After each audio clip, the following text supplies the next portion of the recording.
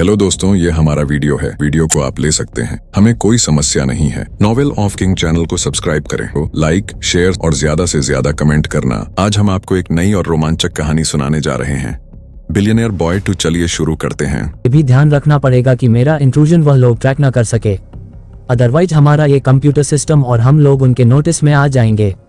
यह इलीगल है और क्रिमिनल ऑफेंस भी। रेहान ने आदित्य को कहा, मुझे तुम्हारी एबिलिटीज पर पूरा ट्रस्ट है, जैसे ठीक समझो वैसे करो।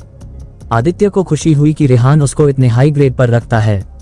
आदित्य भी पूरे डेडिकेशन के साथ उस कंप्यूटर में जुट गया। कोई 20 मिनट बाद उसने सर्विलेंस सिस्टम हैक कर लिया। तेजी से स्क्रीन बदलने लगी और पूरी सिटी का मैप सामने आ गया। आदित्य ने राहुल के घर का लोकेशन सेट किया। सुबह 8 बजे के टाइमर पर सेट करते ही राहुल घर से बाहर निकलकर उस काली स्कॉर्पियो में बैठता हुआ दिखा। रेहान ने एकदम से कहा, स्क्रीन स्टिल करो, इस कार का नंबर जूम आउट करो। आदित्य ने कार का नंबर जूम आउट किया। रेहान ने फौरन अपने लोगों को फोन करके कहा, पता करो ये कार किसकी है। 5 मिनट में ही रेहान के पास पलटकर फोन आ गया। वो नंबर फेक निकला, उस नंबर से कोई भी कार रजिस्टर नहीं थी। आदित्य एक बार फिर से कंप्यूटर सिस्टम के साथ शुरू हो गया। सर्विलेंस सिस्टम को बहुत ध्यान से ऑब्जर्व करते हुए एक कैमरे से दूसरे कैमरे, दूसरे से तीसरे पर वो लगातार मूव कर रहा था। बीच में बहुत बार लिंक ब्रेक हो रहा था। काफी जगह कैमराज इंस्टॉल ही नहीं थे। 1 घंटा इसी तरीके से एक चेन बनाने के बाद फाइनली उसने एक पर्टिकुलर एरिया को सर्कल करके रेहान को कहा, रेहान जितना हो सकता था मैंने एरिया को नैरो डाउन करने की कोशिश की है, पर इस एरिया में कोई सर्विलेंस कैमरा नहीं है, वरना मैं उसका ट्रेसिंग एरिया और श्रिंक कर सकता था।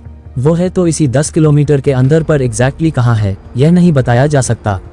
रेहान ने आदित्य के कंधे पर हाथ रखकर कहा, थैंक्स ब्रो, इतना भी बहुत है। तुमने बहुत शानदार काम किया। सिर्फ लंच और डिनर ही नहीं, तुम जब तक चाहो यहाँ पर रुक कर रह सकते हो। तुम दोस्त हो मेरे और हमेशा रहोगे। रेहान अब तक समझ चुका था कि आदित्य बहुत सिंसियर और ईमानदार लड़का है।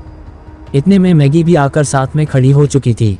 उसने उस जीरो डाउन की एरिया की ध्यान से देखा और कहा, ये दिल्ली का बहुत पॉश इलाका वसंत कुंज है।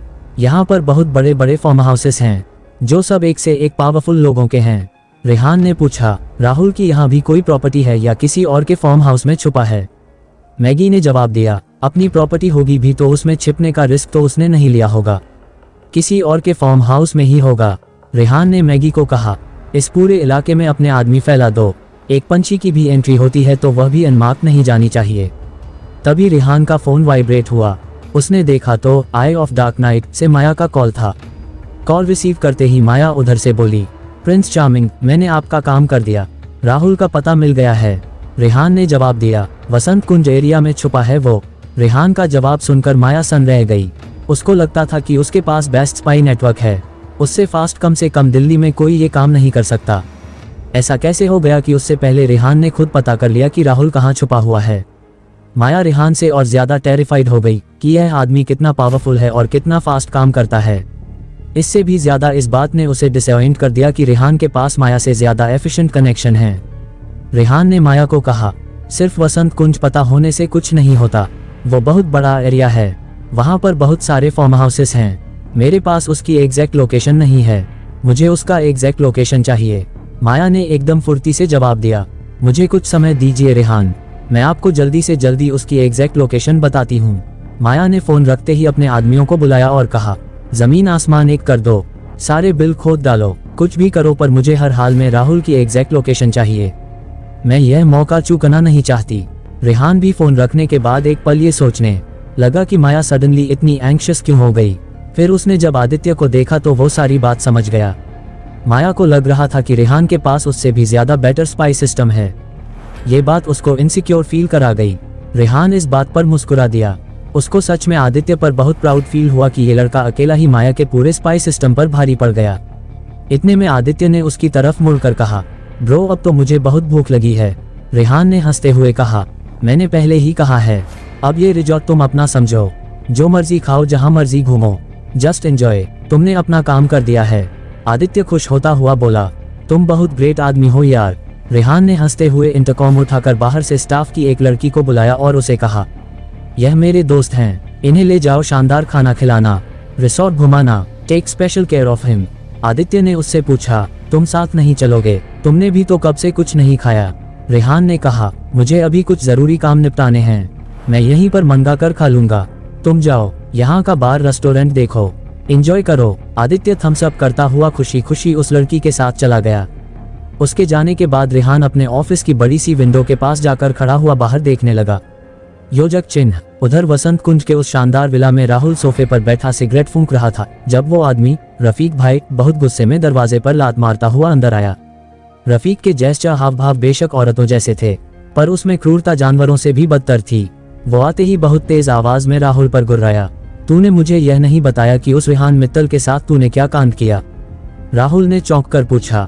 मैंने क्या किया? उस आदमी ने कहा, ज्यादा ओवर स्मार्ट मत मन मेरे साथ, ये कंचे जैसी आंखें निकाल कर हथेली पर रख दूंगा। तूने उसे मरवाने का प्लान बनाया था। राहुल ने जवाब दिया, हाँ तो उसमें गलत क्या किया? उसने मेरी बहुत बेइज्जती की थी। रोशन को भी उसी ने बर्बाद किया। मैंने उसको मारने के लिए ही रोशन को जेल से बाहर निकलवाया था। मेरा प्लान एकदम फुल प्रूफ था। मुझे क्या पता था कि रोशन इतना सा काम भी नहीं निपटा सकेगा। और उसने मेरा नाम भी बक दिया, इसलिए ही तो ये सारी मुसीबत खड़ी हुई है। रफीक भाई ने टेबल पे लात मारते हुए कहा, और तू मुझे ये सब कब बताने वाला था हीरो? साले तेरे को पता भी है वो रेहान मित्तल क्या हस्ती है। इस वक्त दिल्ली में तेरे को तकरीबन 1000 लोग कुत्तों की तरह ढूंढ रहे हैं और वो सारे के सारे नौसिखिया नहीं है, एक से एक ट्रेंड एजेंट्स हैं। राहुल ने पैंतरा बदलते हुए उस आदमी को मक्खन लगाते हुए कहा, क्या बात करते हो रफीक भाई? 1000 लोग हो कि 10,000, आपके आगे सब चूहे हैं। इस शहर में आपसे बड़ा भला कौन हो सकता है? उस रफीक भाई ने गुस्से में राहुल को कहा, ज्यादा शयाना मत बन, कचरे का ढेर है तू और मेरे किसी काम का नहीं है। पर बात अब तेरी नहीं है, बात अब मेरी इज्जत की है। उसके आदमी मेरी टेरिटरी में घुसे हैं। अगर मैंने अब उसके आदमियों को नहीं निपटाया तो मेरी रेपुटेशन की धज्जियां उड़ जाएंगी। उसके आदमियों को तो मैं जिंदा यहाँ से जाने नहीं दूंगा, पर तू ज्यादा हवा में मत उड़। तेरा क्या करना है यह मैं बाद में सोचता हूँ। कहकर रफीक जितने गुस्से में आया था उतने ही गुस्से में बाहर निकल गया। बाहर निकलकर उसने जेब से फोन निकाला और एक नंबर मिलाया। उधर से फोन माया ने उठाया। माया के फोन उठाते ही रफीक बहुत ही बोन चीलिंग टोन में बोला, तेरे बड़े पर निकल आए हैं। तेरी इतनी हिम्मत हो गई कि तेरे आदमी मेरी टेरिटरी में घुस गए। तू ये जो स्पाई सिस्टम चलाती है इसलिए चला पा रही है कि मैं चलाने दे रहा हूँ। किसी खुशफहमी में मत रहियो कि अब तेरे आदमी बच जाएंगे। एक एक के माथे में गोली मारूंगा, और जिसके कहने पर यह सब कर रही है ना, उसको भी बोल दियो कि उसके पिल्लों की लाश काट कर भेजूंगा उसे। कहकर रफीक ने फोन काट दिया। योजक चिन्ह। उधर रिसोर्ट में मैगी ने रेहान के लिए टेबल पर खाना लगवाया और कहा, अब आप कुछ खा लीजिए, सुबह से आपने कुछ नहीं खाया है। रेहान ने हाँ में सिर हिलाया। वो पहली बाइट लेने ही लगा था कि उसका फोन बजा। स्क्रीन पर माया का नंबर था। रेहान ने फौरन फोन उठाया। माया की आवाज आई, रेहान सर। माया की आवाज में हिचक थी। रेहान ने फौरन पूछा, क्या हुआ? राहुल मिला नहीं क्या? उधर 1 मिनट की चुप्पी रही। रेहान ने इरिटेट होकर कहा, बोलो भी क्या कहने के लिए फोन किया है?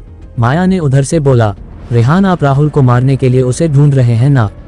रेहान ने पलटकर कहा, यह क्या बेहुदा सवाल है? किस लिए ढूंढ रहा हूँ इस बात से तुम्हें क्या मतलब? माया ने उधर से कहा, मुझे उसकी एग्जैक्ट लोकेशन मिल गई है, पर फिर भी मैं आपको कहूंगी कि आप राहुल को जाने दीजिए, इसी में आपकी भलाई है।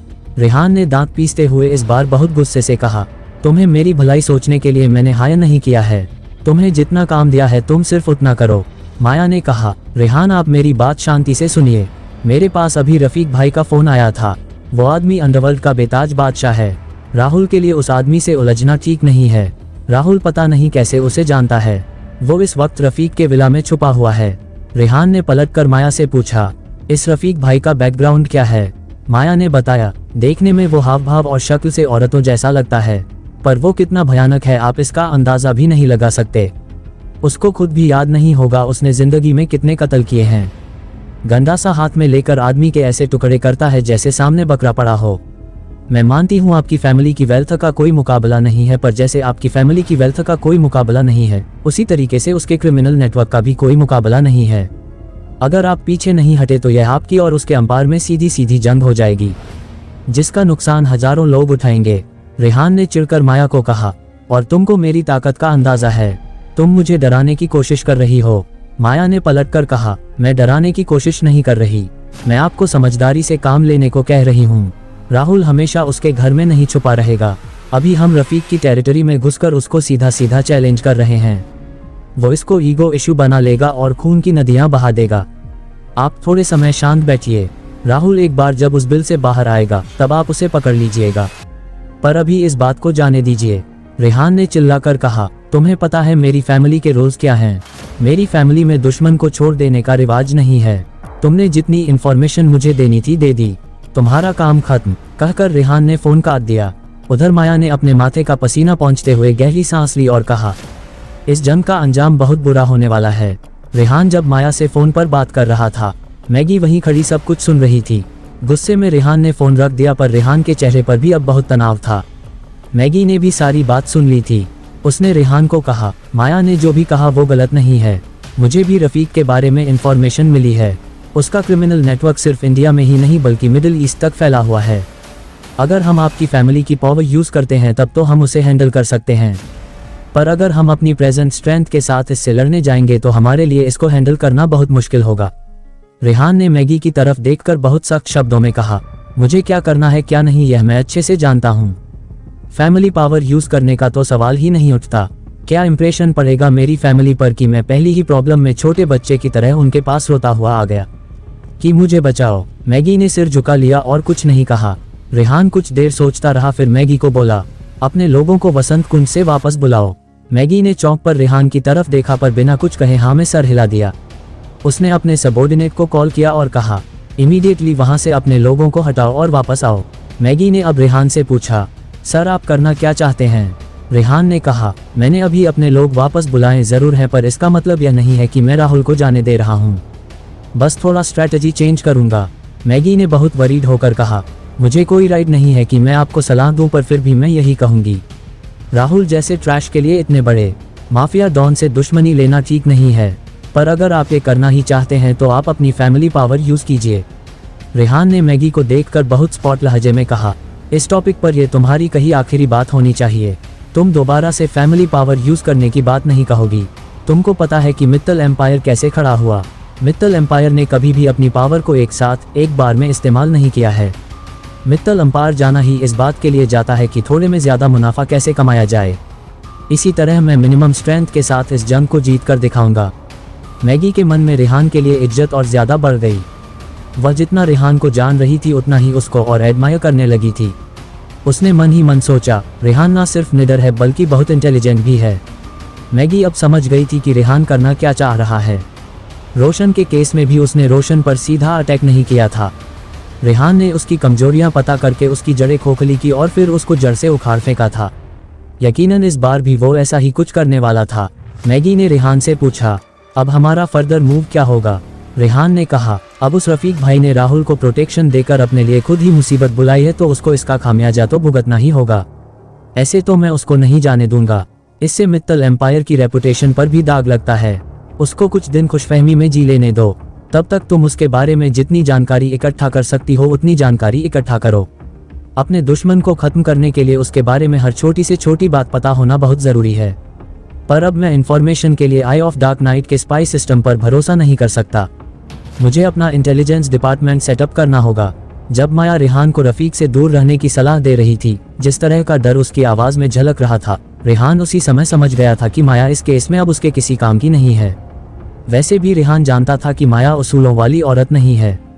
वो पैसे के लिए जिस तरह रेहान को रफीक की इंफॉर्मेशन दे सकती है, इसी तरीके से रफीक से बचने के लिए उसे रेहान की भी सारी इंफॉर्मेशन दे सकती है। रेहान ने मैगी को कहा, वो लड़का आदित्य, वो हमारे बहुत काम का है। उसकी हैकिंग एबिलिटीज आउटस्टैंडिंग है। उसको इंचार्ज बनाओ। उसके अलावा नए लड़के लड़कियां हायर करो। पर यह बात ध्यान रखना, उन सब का रिकॉर्ड प्योर होना चाहिए। किसी को उनकी रियल आइडेंटिटी कभी ना पता चले, ना उनके आउटसाइड वर्ल्ड में यहाँ का काम पता चले, ना यहाँ के लोगों को ये पता चले कि वो बाहर की दुनिया में क्या करते हैं। Keep both identity separate. तुम खुद एक हाईली ट्रेन्ड सीक्रेट एजेंट हो। तुम बहुत अच्छे से जानती हो कि यह काम कैसे करना है। मैगी ने पलटकर पूछा, आप किस लेवल का डिपार्टमेंट सेट चाहते हैं? रेहान ने कहा, जितना बड़ा हो उतना अच्छा। मैं सिर्फ इस कर्ट इश्यू को हैंडल करने के लिए इस डिपार्टमेंट को सेट नहीं कर रहा, बल्कि ऐसा सिस्टम डेवलप करो जो फ्यूचर में भी हमेशा काम आए। मैगी ने हाँ में सर हिला दिया। वो बहुत अच्छे से जानती है किसी भी कंट्री की सबसे बड़ी स्ट्रेंथ उसका स्पाई सिस्टम होता है। इसी तरह किसी भी बिजनेस का बैकबोन उसका इंफॉर्मेशन डिपार्टमेंट ही है। मित्तल एम्पायर के पास हमेशा से अपना सीक्रेट सर्विस डिपार्टमेंट रहा है। उनका सीक्रेट सर्विस डिपार्टमेंट वर्ल्ड की बड़ी से बड़ी कंट्रीज के सीक्रेट एजेंट्स को टक्कर देने की कैपेबिलिटी रखता है। अब रेहान अपना एक सीक्रेट सिस्टम डेवलप करने जा रहा है। मैगी उसके काम करने के तरीके को देखकर उससे बहुत इम्प्रेस थी। वो जिस तरह से सिचुएशन को हैंडल कर रहा था वो आउटस्टैंडिंग है।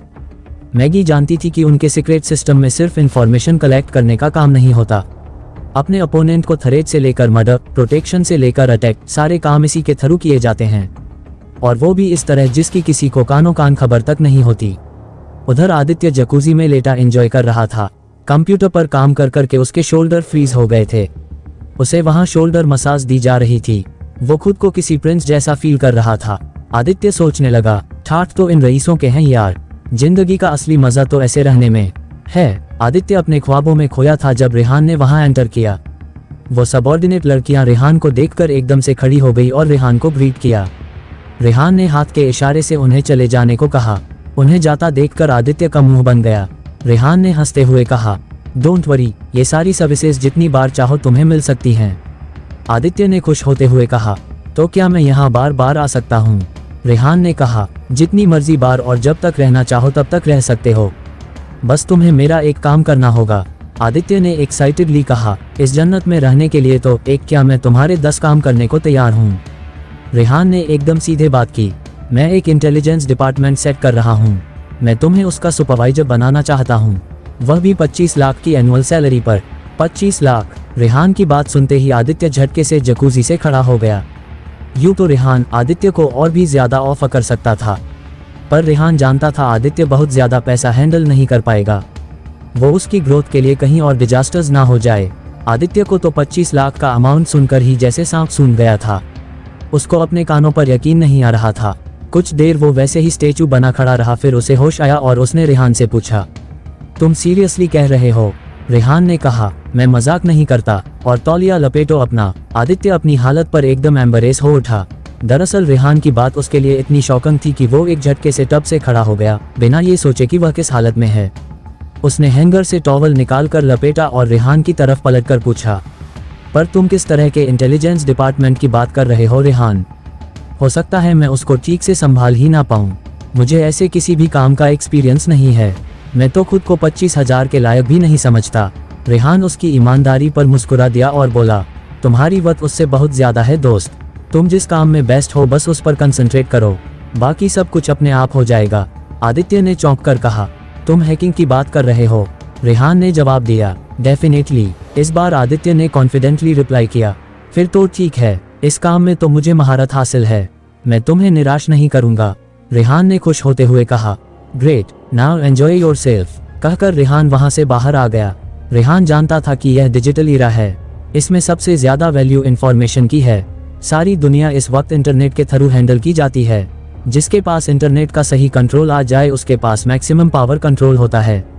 आदित्य जब कपड़े पहनकर बाहर आया तब रेहान बाहर ही खड़ा था। आदित्य उसके पास आकर बोला, रेहान मुझे वो सुपर कंप्यूटर मिल सकता है क्या? रेहान उसकी बात पर मुस्कुरा दिया। रेहान जानता था कि डिजिटल फाइट में नॉर्मल कंप्यूटर अगर पिस्टल हैं, तो वह कंप्यूटर जो अपने समय से 10 साल आगे की कॉन्फ़िगरेशन के साथ डिजाइन किया गया है, वो रॉकेट लॉन्चर यूज करने जैसा है। रेहान ने मुस्कुराते हुए कहा, मेरे लिए वो वैसे भी किसी काम का नहीं, वो कंप्यूटर आज से तुम्हारा हुआ। आदित्य की खुशी अब देखने वाली थी। उसने बहुत एक्साइटमेंट के साथ रेहान को कहा, आज से मैं तुम्हारे लिए काम करूंगा, आई डोंट केयर तुम मुझे कैसा क्या काम बोलते हो, तुम जो भी कहोगे मैं करूंगा। रेहान ने अब बहुत सीरियस टोन में आदित्य को कहा, तो ठीक है फिर आज से ही काम पर लग जाओ। अभी तुमने जो राहुल की लोकेशन ट्रेस की थी, वसंत कुंज का वो विला किसी रफीक भाई का है। सुना है बहुत बड़ा अंडरवर्ल्ड डॉन है। तुम्हारा फर्स्ट असाइनमेंट उसके बारे में इंफॉर्मेशन हासिल करना है, जितनी ज्यादा, जहां से भी, जो भी इंफॉर्मेशन, सब कुछ मुझे उसके बारे में चाहिए। पर ध्यान रहे ये काम बहुत सीक्रेटली होना चाहिए, किसी के भी नोटिस में नहीं आए। आदित्य ने हाँ में सिर हिलाते हुए कहा, मैं जल्दी से जल्दी तुमको सारी इंफॉर्मेशन देता हूँ। हालांकि आदित्य ने इससे पहले किसी रफीक भाई का नाम कभी सुना भी नहीं था, पर रेहान की बात से वह इतना तो समझ गया था कि ये कोई बहुत बड़ा क्रिमिनल है। आदित्य को एक बार भी यह ख्याल नहीं आया कि वो इस तरह के काम में खुद को इन्वॉल्व कर रहा है। उसके दिमाग में बस एक ही बात चल रही थी कि उसको रेहान की एक्सपेक्टेशंस पर खरा उतरना है। आदित्य को काम पर लगाकर रेहान ने घड़ी देखी, शाम के 7 बज रहे थे। रेहान वहां से कियारा के रूम की तरफ चल दिया। कॉलेज में छुट्टियां हो चुकी थी। कियारा को कॉलेज क्लासेस का भी कुछ प्रेशर नहीं था। रेहान ने उसे बोल दिया था जब तक राहुल का मैटर सॉर्ट नहीं होगा वो उसके पास यहीं रिसोर्ट में रहेगी, ताकि वो उसको लेकर निश्चिंत रह सके। रेहान जब कियारा के रूम में पहुंचा, वो कोई किताब पढ़ रही थी और मुस्कुरा रही थी। उसको रेहान के आने का पता ही नहीं चला। रेहान के पास रिसोर्ट्स के रूम की मास्टर की थी, इसलिए वो बिना आहट किए चुपचाप कियारा के रूम में एंटर कर गया। कियारा की पीठ रेहान की तरफ थी। रेहान बिल्कुल उसकी कुर्सी के पीछे जाकर खड़ा हुआ और धीरे से उसके कान पर किस कर लिया। कियारा इतनी बुरी तरह डरी कि चीख कर कुर्सी से गिर पड़ी। रेहान उसे उठाने के लिए तेजी से आगे बढ़ा और बोला, अरे अरे, तुम तो डर गई, मैं तो सिर्फ तुम्हें सरप्राइज देना चाहता था। कियारा की हार्ट बीट बहुत ज्यादा बढ़ गई थी। वो आंखें फाड़े तेज तेज सांसें लेते हुए रेहान को देखने लगी, जैसी यकीन करने की कोशिश कर रही हो कि सामने रेहान ही है। रेहान ने उसको दोनों कंधों से पकड़ा और उठाते हुए कहा, I am sorry sweet heart, मुझे नहीं पता था तुम ऐसे डर जाओगी। कियारा अब भी कांप रही थी। रेहान ने उसको कस के गले लगा लिया। कुछ देर कियारा ऐसे ही रही और खुद को शांत करने की कोशिश करती रही। फिर वो झटके से पीछे हुई और रेहान को घूर कर देखने लगी। रेहान ने पूछा, क्या हुआ? कियारा ने पास रखी चेयर से कुशन उठाया और लगातार रेहान को मारना शुरू किया। रेहान पीछे हटते हुए हंसने लगा और बोला, अरे कहा ना, सॉरी यार। पर कियारा उसका कोई सॉरी सुनने के मूड में नहीं थी। कुशन से मारते मारते उसने कमरे की चीजें उठाकर रेहान पर फेंकना शुरू कर दिया। रेहान एकदम से हैरान रह गया और बोला, अबे क्या कोई चंडी माता सवार हो गई है? छोटा सा मजाक ही तो किया है। कियारा गुस्से से बोली, ये छोटा सा मजाक होता है? मेरी धड़कन रुक गई थी। अभी तक भी मैं नॉर्मल नहीं हूँ। मैं छोड़ूंगी नहीं आज तुम्हें। वो और तेजी से चीजें फेंकने लगी। रेहान अब उसको आगे बढ़कर रोकने की कोशिश करने लगा और बोला, क्या कर रही हो? पूरा कमरा तहस नहस करोगी क्या? बोला तो सॉरी, पर कियारा तो जैसे सुनना ही नहीं चाहती थी। रेहान ने आगे बढ़कर उसके दोनों हाथ पकड़ लिए और उसकी पीठ के पीछे करके दिए। कियारा के सांसें अब भी बहुत तेज तेज चल रही थीं। रेहान अब उसके चेहरे को बहुत प्यार से देख रहा था। कियारा ने नजरें झुका ली। रेहान ने उसके चेहरे के बहुत पास चेहरा लाकर कहा, कब तक गुस्सा रहोगी जाने मन? मैं तो प्यार कर रहा था, कहकर रेहान कियारा को बहुत पैशनेटली किस करने लगा। कियारा ने खुद को रेहान की बाहों में ढीला छोड़ दिया। वैसे भी उसकी सारी नाराजगी झूठ की ही थी। वो खुद इन दिनों रेहान के सिवा कुछ सोच ही नहीं पा रही थी। उसे तो अपनी किस्मत पर यकीन ही नहीं आ रहा था कि रेहान जैसा शख्स उसे प्यार करने लगा है। रेहान कियारा के पास बहुत पास आता जा रहा था कि तभी उसे कमरे की खिड़की पर कोई आवाज महसूस हुई। रेहान ने एकदम झटके से पलट कर देखा। रेहान को लगा जैसे खिड़की से कोई पीछे हटा। रेहान भागकर खिड़की पर आया, पर बाहर अंधेरे में उसे कोई नहीं दिखा। रेहान थोड़ी देर तक आंखें फाड़े बाहर अंधेरे में देखने की कोशिश करता रहा। उसे यकीन था कि खिड़की पर कोई था तो जरूर। रेहान को खिड़की पर यूं खड़ा देख कियारा भी सकपका गई। उसको समझ नहीं आया कि अचानक रेहान को क्या हुआ। रेहान को टेंस देखकर उसके चेहरे का भी रंग उड़ गया। रेहान ने पलटकर कियारा का डरा हुआ चेहरा देखा। उसे एहसास हुआ कि अगर उसने सच बोला तो कियारा फिर से डर जाएगी। वो पहले ही बहुत दहशत से गुजरी है। रेहान अचानक हंसने की एक्टिंग करता हुआ बोला, देखा फिर डरा दिया ना? कियारा ने पूछा, डरा दिया मतलब? रेहान बोला, अरे मैं मजाक कर रहा था। कियारा इस बार बुद्धू जैसे अपनी बड़ी बड़ी पलकें झपका कर उसे देखने लगी, फिर रेहान की तरफ तेजी से बढ़ती हुई बोली, अब नहीं छोड़ूंगी मैं तुम्हें। पर रेहान ने उसके पास आते ही उसे कस के गले लगाकर फिर से प्यार करना शुरू कर दिया। पर इस वक्त रेहान उसको प्यार नहीं कर रहा था, वो सिर्फ कियारा का ध्यान भटका रहा था। रेहान का दिमाग पूरी तरह कहीं और था। उसकी नजर अब भी खिड़की की तरफ ही थी। योजक चिन्ह। अगली सुबह रेहान ने मैगी को कॉल करके ऑफिस में बुलाया और कहा, मैगी, इस रिसोर्ट में हमारे बीच कुछ ऐसे लोग भी हैं जो यहाँ की एक्टिविटीज के बारे में बाहर इन्फॉर्मेशन पहुँचा रहे हैं। मैगी ने चौंकते हुए पूछा, ऐसा आपको क्यों लगा? रेहान ने बताया, मैं कल रात जब कियारा के कमरे में था तो मुझे लगा कोई खिड़की पर है। वो जो कोई भी था शायद हमारी बातें सुनने की कोशिश कर रहा था।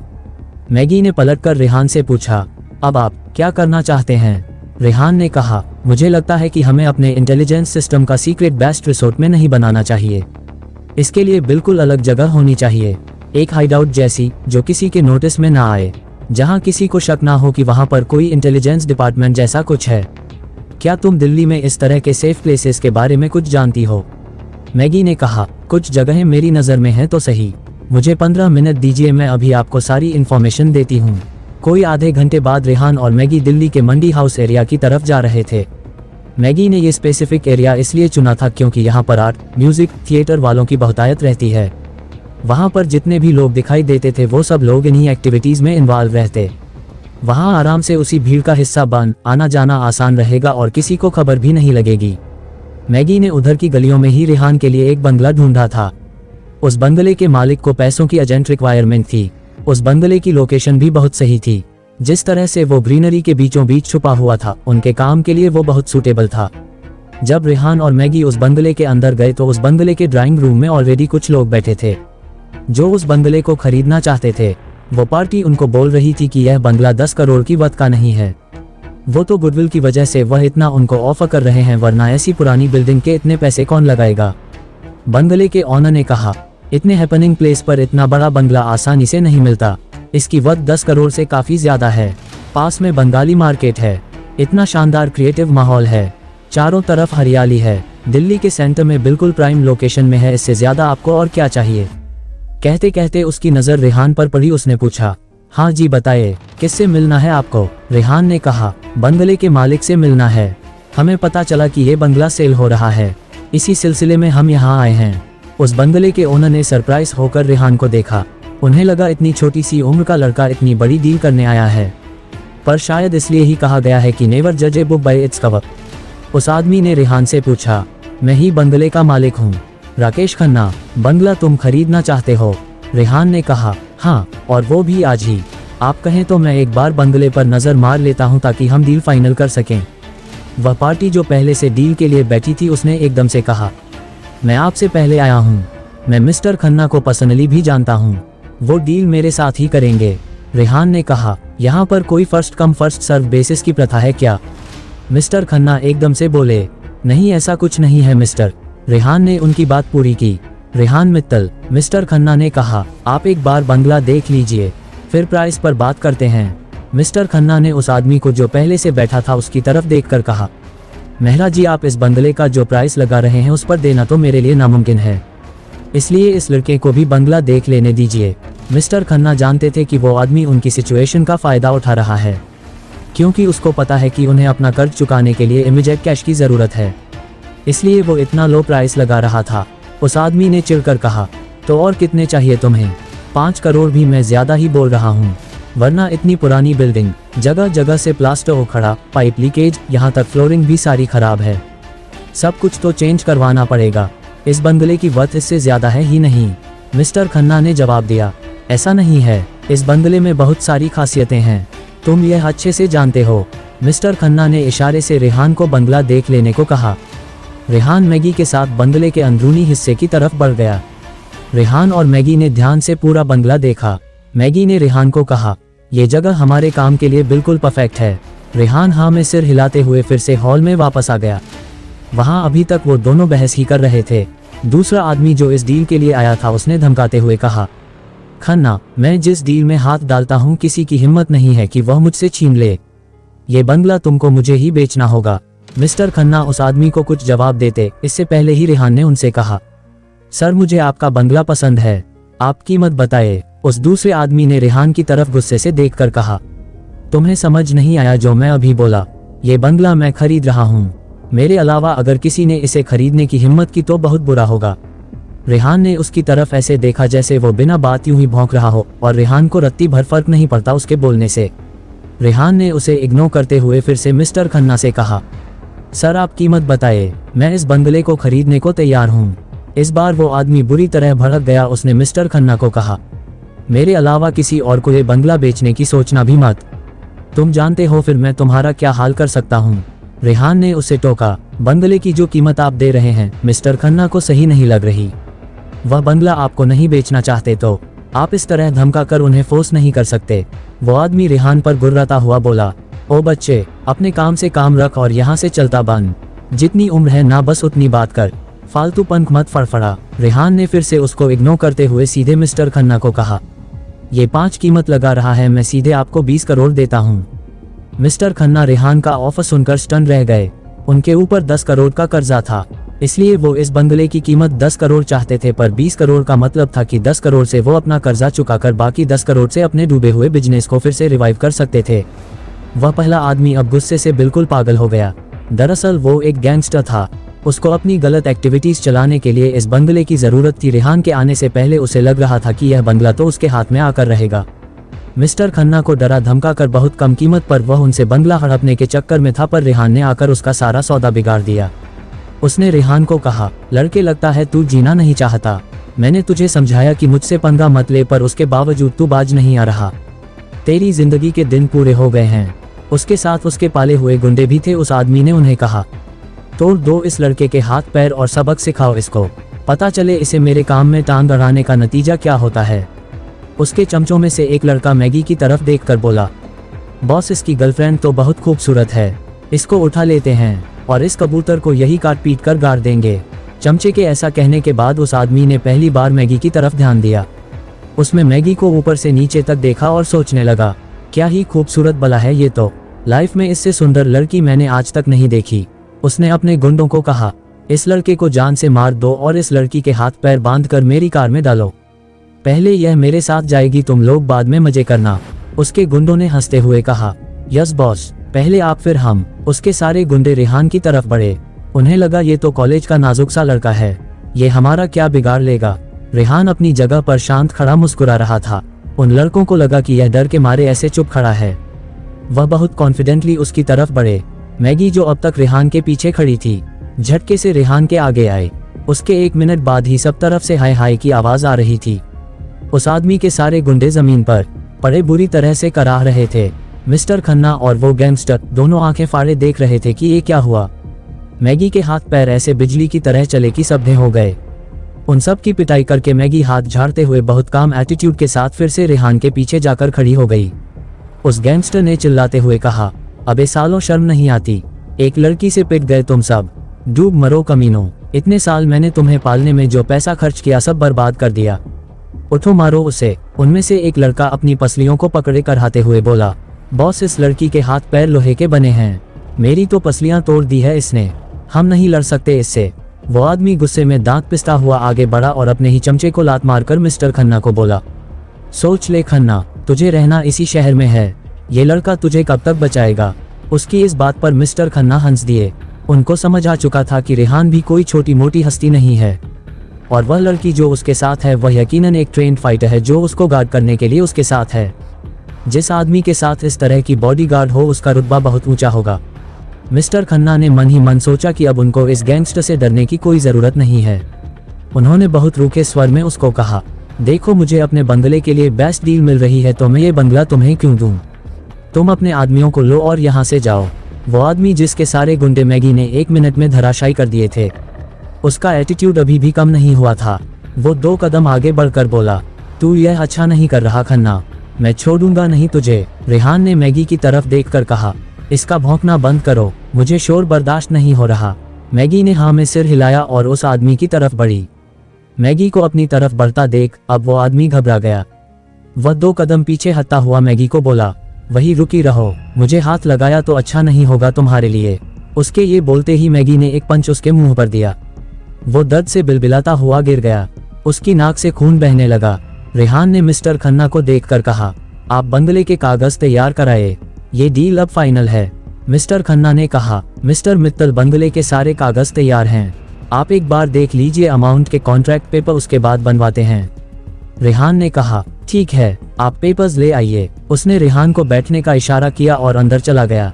इतने में मैगी जब दोबारा उन सब की तरफ बढ़ने लगी तो वह एक एक करके सब बाहर की तरफ भाग गए और साथ में अपने बॉस को भी ले गए। थोड़ी देर बाद मिस्टर खन्ना बंगले के कागज लेकर बाहर आए। रेहान पेपर्स को ध्यान से स्टडी करने लगा।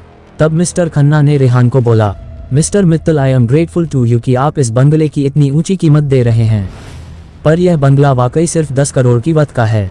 मैं नहीं चाहता कि आप बिना बात डबल अमाउंट पे करें। हम इस डील के पेपर 10 करोड़ के ही बनवाएंगे। रेहान मिस्टर खन्ना की ईमानदारी पर मुस्कुरा दिया और बोला, मिस्टर खन्ना, मुझे अपने काम के लिए सूटेबल प्लेस मिल गया, ये ज्यादा इम्पोर्टेंट बात है। अमाउंट इतनी इम्पोर्टेंट चीज नहीं है। जो मैंने आपको ऑफर किया है मैं उतना ही प्राइस दूंगा। मिस्टर खन्ना सोचने लगे, यह आदमी जरूर कोई बहुत बड़ा खानदानी रईस है जो इतनी ऊंची कीमत देने को तैयार है, वो भी सिर्फ इसलिए कि उसने एक बार जो बोल दिया सो बोल दिया। रेहान ने उसके बाद अंकल चौहान को फोन किया और बताया, अंकल, मैंने अपने लिए मंडी हाउस में एक बंगला खरीदा है, डील मैंने कर ली है, बाकी की पेपर फॉर्मेलिटीज आप पूरी कर लें क्योंकि ट्रांसफर डीड में काफी समय लग सकता है। रेहान ने फिर उनको बंगले की लोकेशन और अमाउंट बताया तो अंकल चौहान ने उधर से सरप्राइज होते हुए कहा, तुम्हें इस तरह का बंगला अचानक से क्यों चाहिए था? रेहान ने उन्हें कहा, मैं अपना एक इंटेलिजेंस सिस्टम डेवलप करना चाहता हूँ। उसका बेस बनाने के लिए मुझे एक सेपरेट प्लेस की ज़रूरत है। रेहान की बात सुनकर अंकल चौहान बुरी तरह चौंके। उन्होंने पूछा, तुम्हें पता है ना कि तुम क्या कर रहे हो?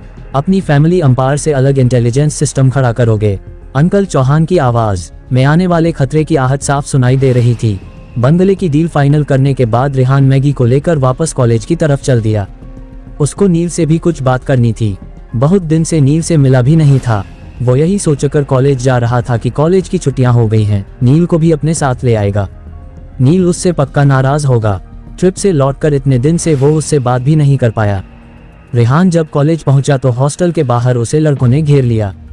एक ने कहा, रेहान ब्रो, मैंने सुना है आदित्य तुम्हारे लिए काम कर रहा है। मेरा प्रोग्रामिंग स्किल भी बहुत अच्छा है, मुझे भी कुछ काम पर रख लो ना। दूसरा बोला, अरे मुझे तो गेमिंग में कोई हरा ही नहीं सकता, मैं तुम्हारे एंटरटेनमेंट के लिए सबसे ज्यादा काम आऊंगा। तीसरा लड़का बोला, मुझसे ज्यादा तो कंप्यूटर के हार्डवेयर के बारे में कोई जान ही नहीं सकता। रेहान तुम मुझको हायर कर लो। रेहान उन्हें देखकर सोचने लगा, ये वही लड़के हैं जिन्होंने कभी उससे सीधे मुंह बात तक नहीं की, जो उसको हमेशा ही भिखारी कहकर चिढ़ाते आए हैं। आज उसके पास पैसा आ जाने के बाद किस तरह उसके आगे पीछे घूम रहे हैं। पर रेहान ने उन्हें कोई भी खराब शब्द नहीं कहा। मुस्कुराते हुए सिर्फ इतना बोला, फिलहाल मेरे पास तुम लोगों के लायक कोई काम नहीं है, पर जब होगा तुम लोगों को जरूर बताऊंगा। कहकर रेहान आगे बढ़ गया। इतने में ही रेहान के फोन पर रिसोर्ट का नंबर फ्लैश हुआ। रेहान ने फोन उठाया। उधर से रिसोर्ट के सीईओ की बहुत घबराई हुई आवाज आई, सर आप फटाफट वापस आइए, यहाँ पर बहुत गड़बड़ हो गई है। रेहान ने चौंक के पूछा, वहाँ क्या हो गया? अभी सुबह ही तो वहाँ से निकला हूँ। सीईओ ने कहा, सर फायर, हाइजीन, फूड और भी बहुत सारे डिपार्टमेंट वालों ने रेड की है। सर हम अपना resort up to the mark रखते हैं, पर वो लोग बहुत माइनर बातों का इशू बनाकर रिसोर्ट को सील करने की बात कर रहे हैं। रेहान ने उससे पूछा, पर इस तरह की नौबत आई कैसे? किसी ने कंप्लेंट की है क्या? सीईओ ने कहा, पता नहीं सर क्या रीजन है। सर मैं ये रिसोर्ट पिछले 15 सालों से संभाल रहा हूँ, आज तक ऐसी सिचुएशन कभी क्रिएट नहीं हुई। मैंने इसको बहुत पैशन से इस लेवल तक पहुँचाया है और अपना काम पूरी ईमानदारी से किया है।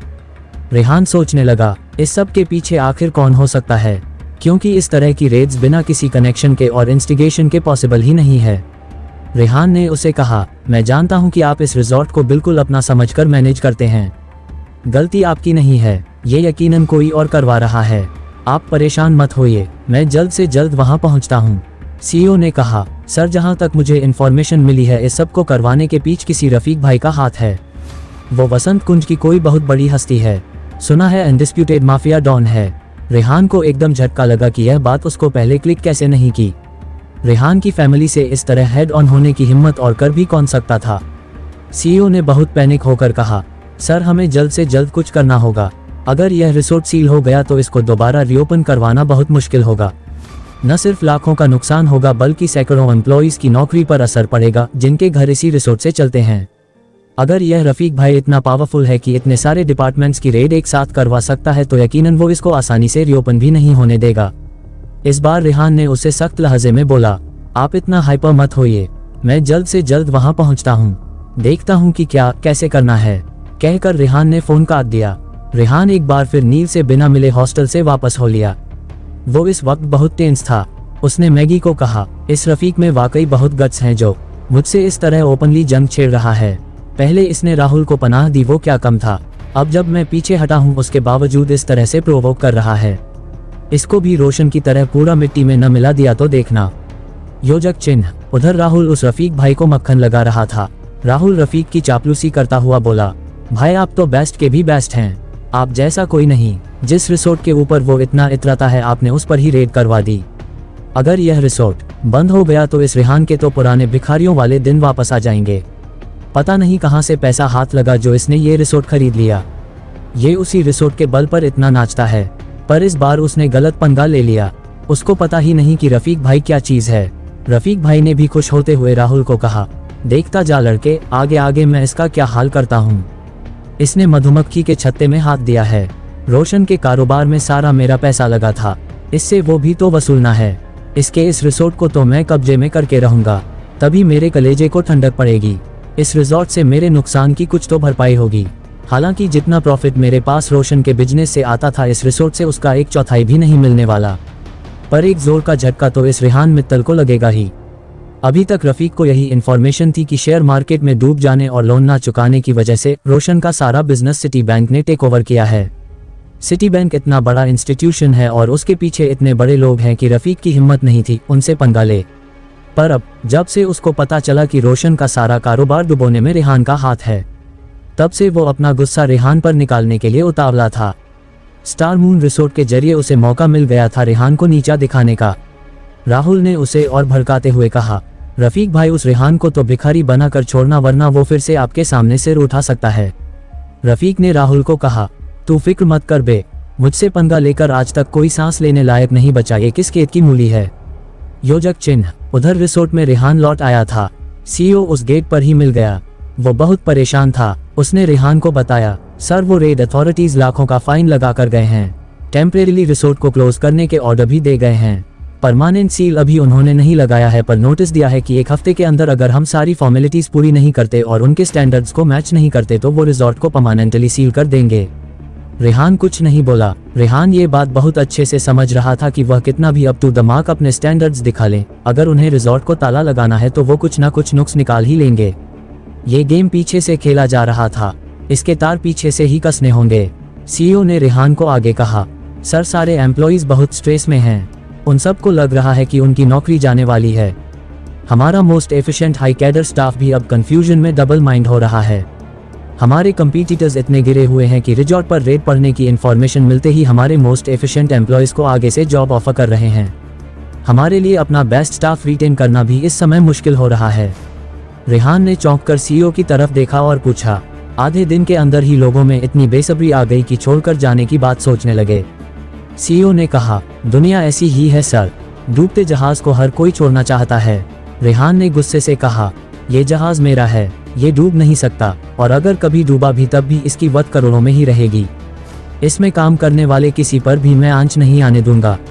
रेहान ने रिसोर्ट में दाखिल होते हुए सीईओ को बोला, सारे एम्प्लॉइज को लॉबी में बुलाओ। 10 मिनट बाद रिसोर्ट के सारे एम्प्लॉइज लॉबी में रेहान के सामने खड़े थे। रेहान ने अनाउंसमेंट की, हेलो फ्रेंड्स, मैं आपको एक इम्पॉर्टेंट इन्फॉर्मेशन देना चाहता हूँ। हम लोग आपस में बस एम्प्लॉयर और स्टाफ नहीं हैं, हम लोग एक परिवार हैं। मिलजुल कर एक दूसरे के लिए काम करना और एक दूसरे की ग्रोथ के लिए सोचना हमारा फर्ज है। इसलिए जितना टाइम रिसोर्ट बंद रहेगा आप सबको पूरी सैलरी मिलेगी। इनफैक्ट इस दौरान हम समय का बेटर यूटिलाइजेशन करेंगे। आपको अपने स्किल्स अपग्रेड करने के लिए स्पेशल ट्रेनिंग दी जाएगी ताकि आप अपना परफॉर्मेंस और बेटर कर सकें। रेहान का इतना कंसर्न सबके लिए बहुत सरप्राइजिंग था। इंडस्ट्री में उन्होंने आज तक किसी भी मालिक को अपने स्टाफ की इतनी केयर करते हुए नहीं देखा था। जब भी किसी एम्प्लॉयर को ऐसा लगता कि उसके प्रॉफिट कम हो रहे हैं तो वो सबसे पहले अपने स्टाफ की या तो सैलरी कम करते या निकाल देते। इस तरह का अनाउंसमेंट तो उनके लिए बहुत हैरानी वाली बात थी। सारे एम्प्लॉइज आपस में खुसफुसाहट करने लगे। कहाँ तो उन्हें डर लग रहा था कि उनकी नौकरी जाने वाली है, कहाँ अब उनको स्पेशल ट्रेनिंग मिल रही है, वो भी विद सैलरी। जो रिसोर्ट में ऊंचे डेजिग्नेशन पर थे वो भी रेहान का ऑफर सुनकर सरप्राइज हुए।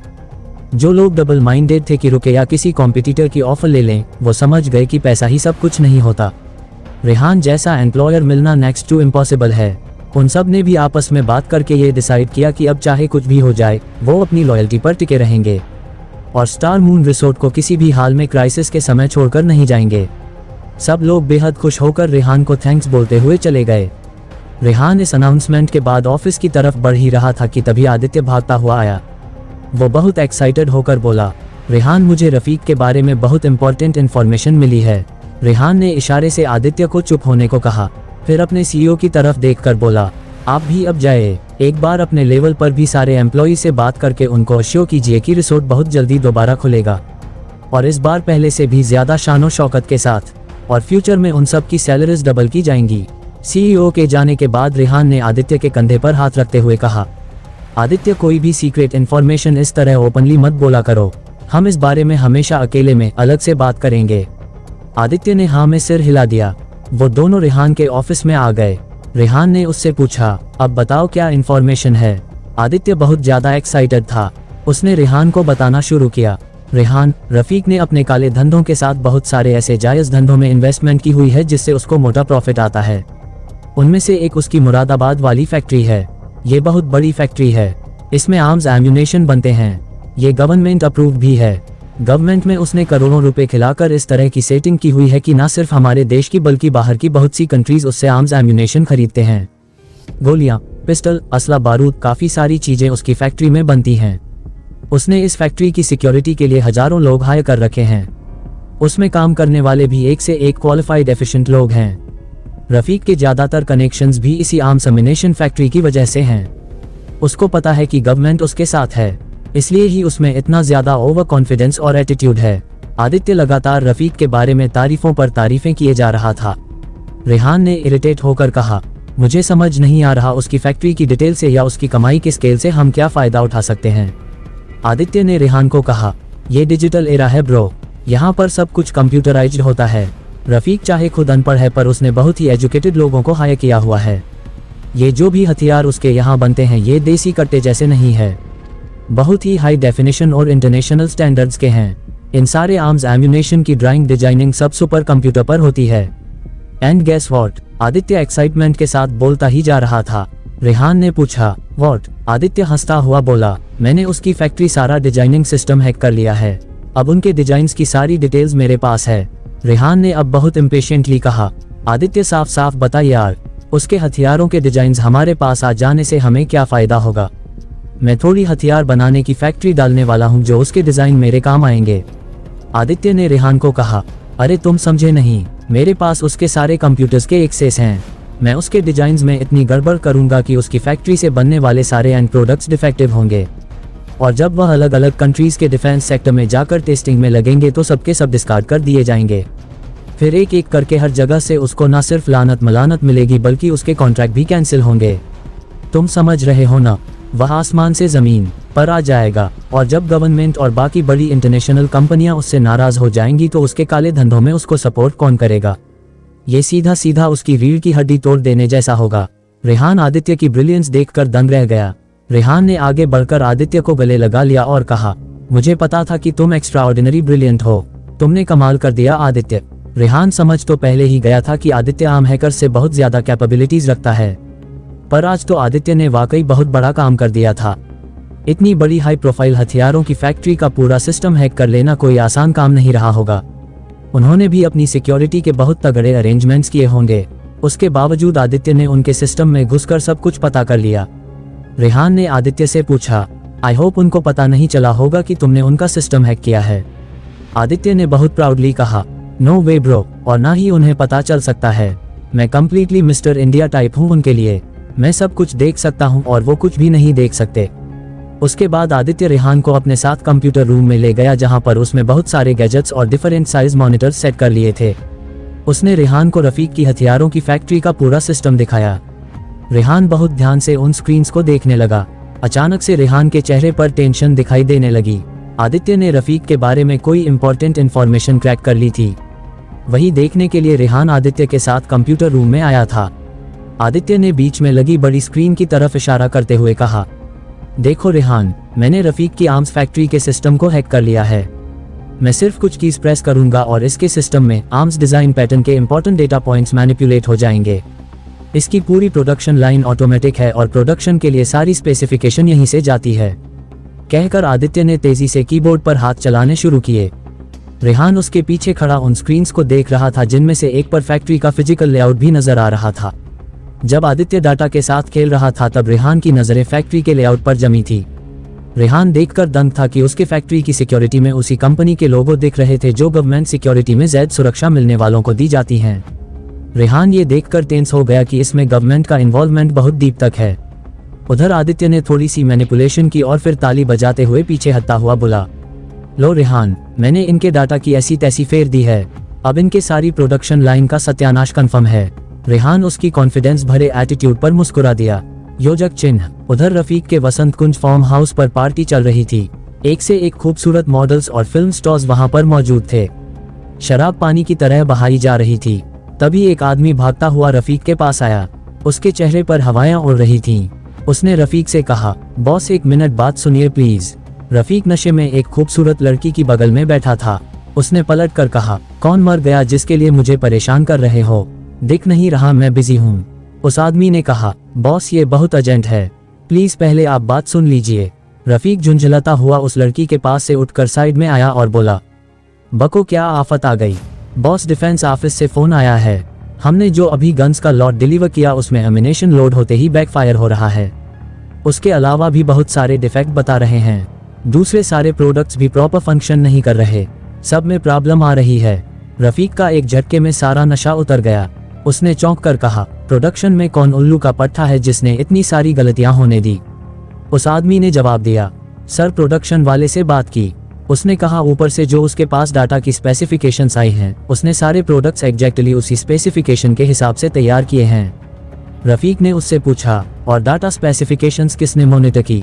वो आदमी बोला, सर डाटा स्पेसिफिकेशन तो वही आगे भेजी जाती हैं जो डिफेंस से आती हैं एज इट इज। रफीक गुस्से में दहाड़ा, अगर वही स्पेसिफिकेशंस पास ऑन की गई है तो फिर इतना बड़ा वेरिएशन कैसे आया?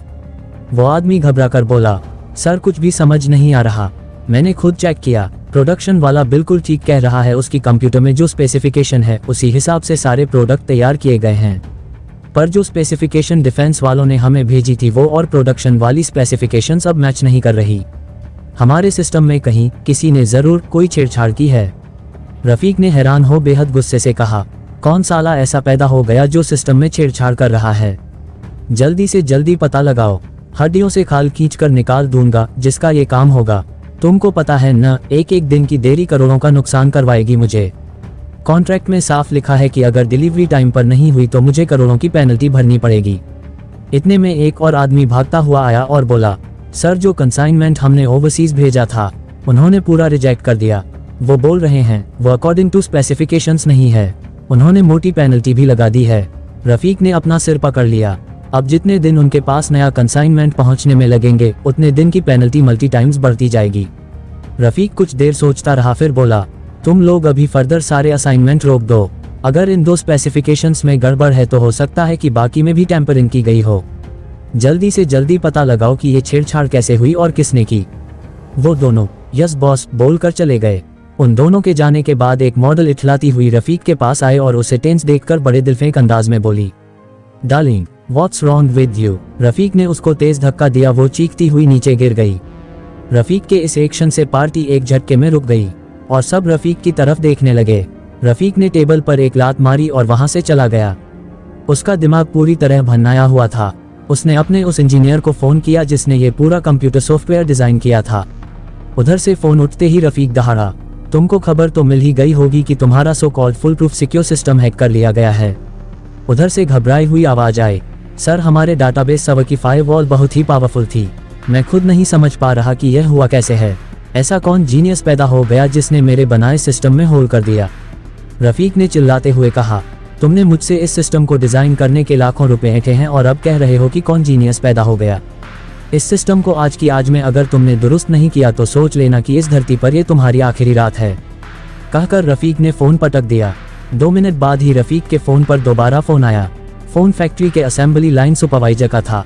रफीक ने धड़कते दिल से फोन उठाया कि अब और कितनी बुरी खबरें मिलनी है। सुपरवाइजर ने रफीक को कहा, सर मुझे पता चला आपने प्रोडक्शन लाइन रोकने को कहा है। अगर हम इस तरह प्रोडक्शन लाइन रोकेंगे तो हमारा अरबों का नुकसान होगा। रफीक ने गुस्से में कहा, तो फिर और किया भी क्या जा सकता है? सुपरवाइजर बोला, सर हम सारी कंपनीज को रिक्वेस्ट करते हैं कि वह एक बार फिर से डाटा भेज दें। उनको उसमें कोई एफर्ट भी नहीं करना होगा, उनके सिस्टम में तो सेव ही होगा। हम जितनी क्विकली स्टार्ट कर सकते हैं उतनी फास्ट प्रोडक्शन स्टार्ट करके असेंबली लाइन को फिर से सिस्टम में लाते हैं। रफीक को उसकी बात सही लगी। रफीक ने कहा, ठीक है, उनको कांटेक्ट करो और उनसे अपोलोजाइज करके डाटा दोबारा मांगो। उस आदमी ने ओके सर कर फोन रख दिया। रफीक गुस्से में इतना पगलाया हुआ था कि फोन रखने के बाद भी उसने अपने ऑफिस का फर्नीचर तहस नहस कर डाला और गालियां बकता रहा। योजक चिन्ह, आदित्य ने न सिर्फ प्रोडक्शन सिस्टम हैक किया था बल्कि फैक्ट्री का पूरा सर्विलेंस भी हैक कर लिया था। जो अफरा तफरी वहां पर मची हुई थी वो आदित्य और रेहान को साफ दिखाई दे रही थी। उस सुपरवाइजर की बातें भी रेहान और आदित्य ने सुन ली थी। रेहान ने आदित्य से कहा, ये तो डाटा दोबारा मंगा कर फिर से काम शुरू कर लेंगे। आदित्य ने मुस्कुराते हुए कहा, मैंने सिर्फ प्रेजेंट डेटा टेम्पर नहीं किया है बल्कि इनके पूरे सिस्टम में वायरस छोड़ दिया है। जैसे ही ये दोबारा असेंबली लाइन स्टार्ट करेंगे वायरस एक्टिवेट हो जाएगा और उस वायरस को डिटेक्ट करके दूर करना इनके फरिश्तों के बस का भी नहीं है। रेहान ने क्यूरियस होकर पूछा, इस वायरस का इफेक्ट क्या होगा? आदित्य ने बताया, यह आम वायरस नहीं है, ये एक न्यूक्लियर बम जैसा है। जैसे ही वह एक्टिवेट होगा, इस बार वह इनके डाटा को टैम्पर नहीं करेगा, बल्कि इनके बनाए हुए इस पूरे सिस्टम को एक झटके में ब्लास्ट कर देगा। कोई भी कैसी भी इंफॉर्मेशन इनके पास नहीं बचेगी। सब कुछ कंप्लीटली और परमानेंटली इरेज हो जाएगा। नया सिस्टम डेवलप करने में तो इनको महीने लग जाएंगे। इतने नुकसान की भरपाई करते करते तो इनके घुटने जमीन में धंस जाएंगे। I totally screwed them, Rehan ने आदित्य की पीठ थपथपाते हुए कहा। वेल डन ब्रो, मैं एग्जैक्टली यही चाहता था। मैंने पता करवाया था, इस रफीक का 80% रेवेन्यू इसी आर्म्स एम्यूनेशन के बिजनेस से आता था। इसकी धज्जियां उड़ जाने से इस रफीक के सारे सपोर्ट सिस्टम अपने हाथ खींच लेंगे। आदित्य ने रेहान को कहा, मुझे खुशी है कि तुमको मेरा काम पसंद आया। रेहान ने बोला, पसंद? ब्रो, तुम तो बहुत बड़ा इनाम डिजर्व करते हो। इस काम के लिए मैं तुमको 1 करोड़ दूंगा। आदित्य की आंखें हैरानी से खुली की खुली रह गई। वो स्टन्ड हो बोला, 1 करोड़? रेहान ने खुश होते हुए कहा, तुमने काम भी तो ऐसा किया है दोस्त। इतना जीनियस आदमी अगर इतना पैसा डिजर्व नहीं करेगा तो कौन करेगा? आदित्य इमोशनल होकर रेहान के गले लग गया।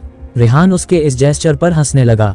योजक चिन्ह। उधर रफीक की फैक्ट्री में उन लोगों ने दोबारा डाटा मंगाकर प्रोडक्शन स्टार्ट की। पर जैसे ही मशीनरी ऑपरेट होनी शुरू हुई, सब तरफ तेज तेज सायरन बजे लगे। इससे पहले कि किसी को कुछ समझ आता, सारी मशीनें एक एक करके ब्लास्ट होने लगी। आदित्य ने उनके डाटा में इस तरह वायरस फिट किया था कि उन्होंने जिस स्पेसिफिकेशन पर अब मशीनें ऑपरेट कर दी थी, उस स्पेसिफिकेशन पर मशीनों का एक्सट्रीम हीट पर जाकर ब्लास्ट होना कंफर्म था, और वही हुआ भी। एक झटके में बिलियंस की मशीनें टक टक करके ऐसे टुकड़े टुकड़े हो रही थी जैसे बच्चों के बनाए हुए गेम ब्लॉक्स का कोई घर ढह रहा हो। सैकड़ों वर्कर आंखें फाड़कर यह नज़ारा देख रहे थे। उनको यकीन नहीं आ रहा था कि उनकी आंखों के सामने एक साथ सारी मशीनें इस तरीके से टूट सकती हैं। वहां खड़े सारे सुपरवाइजर्स डर के मारे कांपने लगे। वो जानते थे कि रफीक के गुस्से से अब उनको कोई नहीं बचा सकता। इस सारी प्रोडक्शन लाइन के टूटने का ब्लेम वो उन लोगों को देगा और यकीनन उन्हें गोली मार देगा। फैक्ट्री के हेड सुपरवाइजर ने बहुत डरते डरते रफीक को फोन किया। रफीक ने फोन उठाकर तीखी आवाज में कहा, बोलो क्या हुआ? वो सुपरवाइजर बहुत डरा डरा सिर्फ इतना बोल पाया, सर वो। रफीक गुस्से में चिल्लाया, अबे बकोगे भी? हुआ क्या है? सुपरवाइजर रोता हुआ बोला, सर पूरी प्रोडक्शन असेंबली लाइन टूट के बिखर चुकी है। उसकी बात सुनकर रफीक सन रह गया। उसने बिना कुछ बोले फोन काट दिया और तेजी से अपने विला से बाहर आकर ड्राइवर को चीखते हुए आवाज मारी, गाड़ी निकालो और सीधे मुरादनगर चलो। रफीक की यह हालत देखकर राहुल भागता हुआ आया और उसने रफीक से पूछा, क्या हुआ रफीक भाई? रफीक ने गुस्से में दांत पीसते हुए कहा, आज मेरे हाथों किसी ना किसी का खून होना तो पक्का है। कहकर रफीक गाड़ी में बैठ गया। कार जब विला के गेट से बाहर निकल गई तो राहुल ने विला के अंदर बने रफीक के ऑफिस में जाकर उसके असिस्टेंट को पूछा कि बात क्या है। उसने राहुल को बताया कि मुरादनगर वाली फैक्ट्री की पूरी असेंबली लाइन टूट चुकी है। पहले उसमें किसी ने डाटा टैम्पर किया, सारे कंसाइनमेंट डिफेक्टिव होने की वजह से रिजेक्ट हो गए। फिर डाटा करेक्ट करके दोबारा प्रोडक्शन स्टार्ट करने की कोशिश की तो पता नहीं क्या हुआ कि सारी मशीनें एक एक करके टूट गई। रफीक भाई को अरबों खरबों का नुकसान हुआ है। चाहे इनके पास बहुत पैसा है, पर इतना नुकसान उठाने की कैपेसिटी तो इनकी भी नहीं है। ऊपर से ओवरसीज की सारी कंपनियां इतनी हैवी पेनल्टी लगाएंगी कि उनको चुकाने के लिए रफीक भाई का सब कुछ बिक जाएगा, तब भी वह चुका नहीं सकेंगे। अगर असेंबली लाइन जल्दी से जल्दी दोबारा शुरू नहीं हुई तो तुम ये बात समझ लो, रफीक भाई इज फिनिश्ड। यह सारी बात सुनकर अब राहुल की भी कंपकंपी छूट गई। उधर रफीक की फैक्ट्री में सारे हाई ऑफिशियल्स इकट्ठा हो चुके थे। Production staff, engineers, administrative department के हेड्स, हर कोई बहुत ही टेंशन के साथ रफीक का इंतजार कर रहा था। सबको डर था कि अब क्या होने वाला है। रफीक जब गाड़ी से उतरा तो उसके एक्सप्रेशन ऐसे थे जैसे जो सामने पड़ा उसे चीर फाड़ देगा। हर कोई अंदर अंदर कांप रहा था। रफीक ने फैक्ट्री में एंट्री करते ही दहाड़ते हुए पूछा, कोई मुझे बताएगा कि यह सब कैसे हो गया? फैक्ट्री में जहां तक भी नजर जा रही थी सारी मशीनें लोहे के ढेर में बदली हुई दिख रही थी। ऐसा लग रहा था वो किसी फैक्ट्री में नहीं, आयरन स्क्रैप के गोदाम में खड़ा है। रफीक ने आगे बढ़कर सीधे प्रोडक्शन हेड से पूछा, ये कैसे हुआ? उसने बिना कुछ बोले सिर झुका लिया। रफीक ने उसको खींचा के थप्पड़ मारा और टेक्निकल डिपार्टमेंट के हेड की तरफ बढ़ा। उसका कॉलर पकड़कर रफीक ने पूछा, तुम्हें भी कुछ नहीं पता? उसने भी ना में सर हिला दिया। रफीक ने उसको धक्का देकर इतनी तेज लात मारी कि वो दर्द से बिलबिला गया। हर कोई अपनी बारी का इंतजार कर रहा था कि रफीक आज किसी को भी छोड़ने वाला नहीं था। इतने में ही सॉफ्टवेयर सिस्टम डिजाइन करने वाला इंजीनियर आगे आया और उसने रफीक से कहा, सर मैं आपको कुछ बताना चाहता हूँ। रफीक ने गुस्से में दहाड़ते हुए कहा, जल्दी बोलो जो बोलना है। उस आदमी ने कांपते हुए रफीक को बताया, सर शुरुआत में ऐसा लगा कि मशीनों में कोई खराबी आई है, इसलिए मशीनें इस तरीके से टूट गई है। पर यह सरप्राइजिंग था कि सारी मशीनें फिर भी एक साथ नहीं टूट सकती, इसलिए मैंने सिस्टम को सिरे से चेक किया। इम्पेशेंट होकर रफीक ने उससे पूछा, साफ शब्दों में जल्दी बताओ क्या हुआ, अपने टेक्निकल भाषा अपने पास रखो। उस इंजीनियर ने डरते हुए रफीक को बताया, सर किसी ने सिस्टम में वायरस इम्प्लांट किया है। ये वायरस भी इतना डेडली था कि जिस स्पेसिफिकेशन पर हमने मशीनें ऑपरेट होने दी, उनसे मशीनें बहुत हाई डिग्री तक हीट हो गई, वो भी एक्सट्रीम फास्ट स्पीड पर, जिससे एक झटके में सारी असेंबली लाइन ब्लास्ट हो गई। रफीक 2 मिनट तक इस इंफॉर्मेशन को अब्जॉर्ब करने की कोशिश करता रहा, फिर उसने उस इंजीनियर से पूछा, क्या इसको रिपेयर किया जा सकता है? इंजीनियर ने सिर झुका लिया। रफीक फिर से चिल्लाया, कुछ पूछ रहा हूँ तुम सबसे, क्या इन मशीनों को रिपेयर किया जा सकता है? उसने ना में सर हिला दिया। रफीक अब गुस्से से पागल हो रहा था। उसने उस टेक्निकल डिपार्टमेंट के हेड को गले से पकड़ लिया और पूछा, किस तरह का वायरस है, कैसे आया सिस्टम में? उसने बुरी तरह कांपते हुए बोला, सर पता नहीं, ऐसा लग रहा है जैसे हवा में से कोई वायरस कंप्यूटर में घुस गया हो, मैं कुछ भी डिटेक्ट नहीं कर पा रहा। रफीक आप अपना आपा बिल्कुल खो चुका था। उसने जेब से गन निकाली और पॉइंट ब्लैंक पर उसके माथे पर रखकर उसकी खोपड़ी उड़ा दी।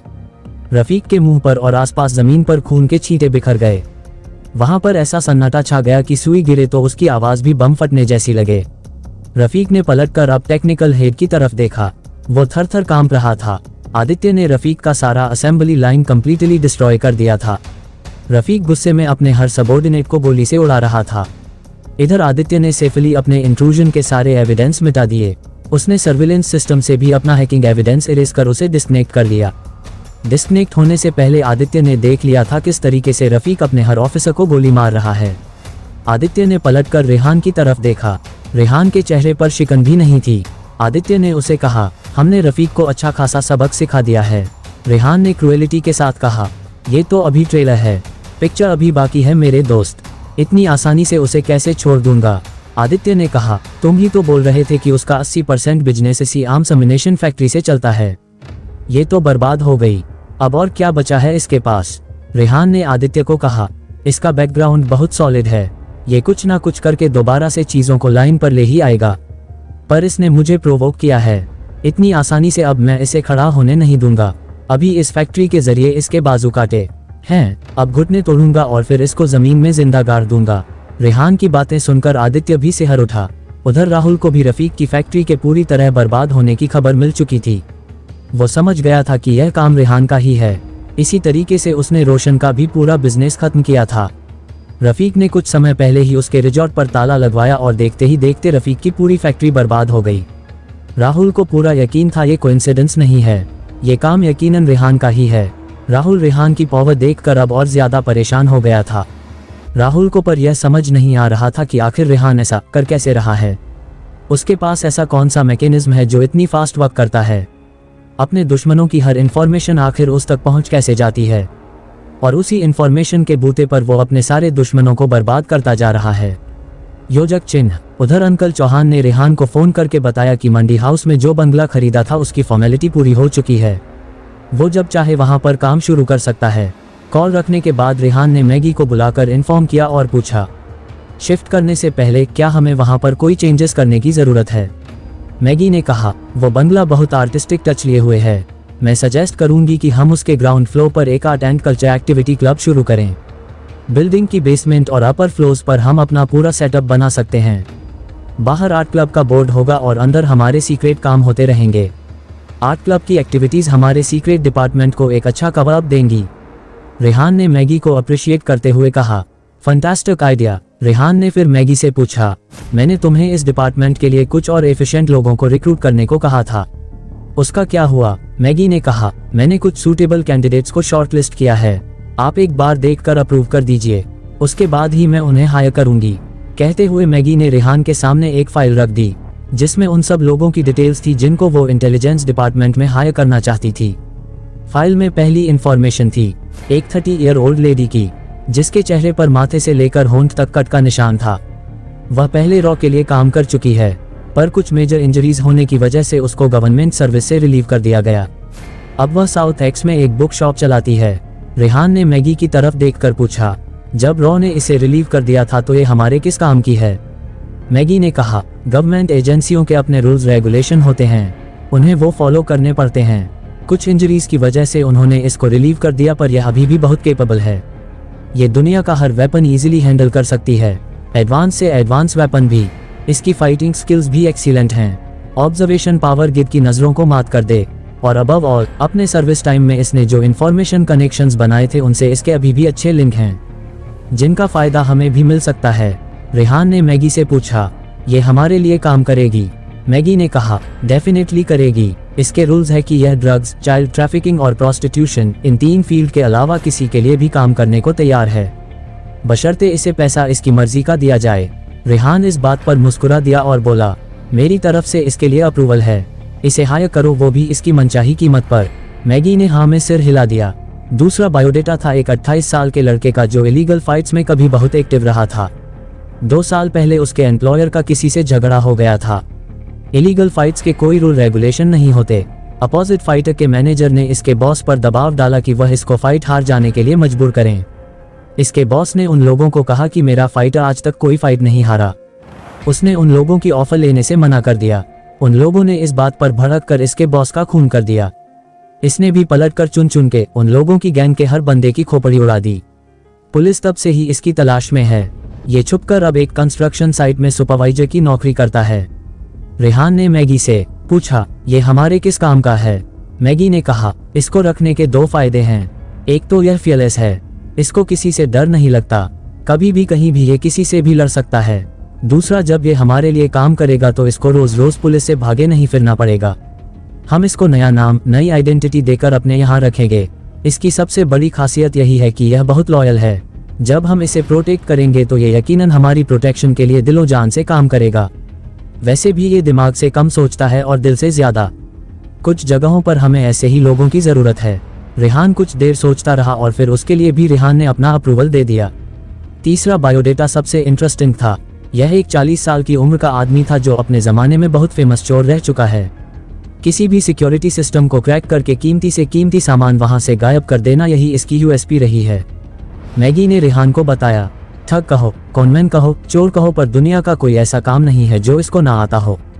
यह अभी कुछ दिन पहले ही जेल से 10 साल की सजा काट कर छूटा है। रेहान ने मैगी से पूछा, अगर यह इतना ही एफिशिएंट था तो पकड़ा कैसे गया? मैगी ने मुस्कुराते हुए कहा, मोहब्बत ऐसी चीज है सर, जिसके गले पड़ जाए उसका डूबना कन्फर्म है।